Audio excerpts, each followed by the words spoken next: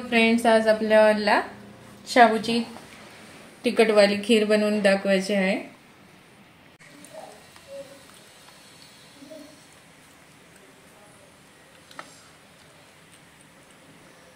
बघा, असं आपल्याला थोडंसं तेल घालून घ्यायचं आहे। आता आपल्याला याच्यामध्ये बटाटे घालून घ्यायचे आहेत। बटाटे किसलेले घालायचे आहेत।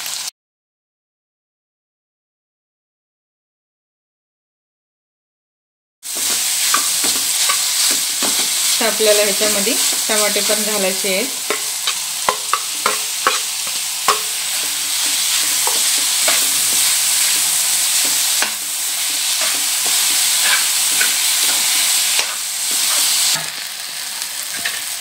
बघा, आता आवडीनुसार तिखट तुमच्या आवडीनुसार लाल तिखट घालायचं आहे।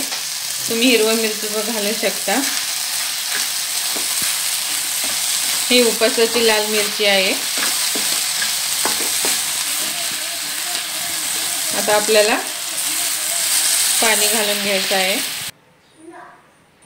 बघा, पाणी थोडंसं जास्तच घालायचं आहे आपल्याला। 2 चमचे 2 ते 3 चमचे जाडसर वाटलेला शेंगाचा कूट घालायचा आहे। तर आपल्याला चवीनुसार मीठ घालायचं आहे।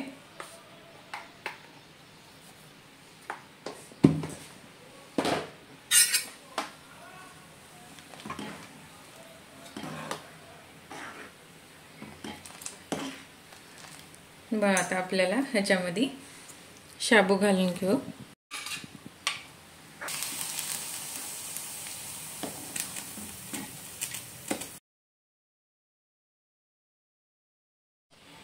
बघा, आपली खीर तयार झालेली आहे।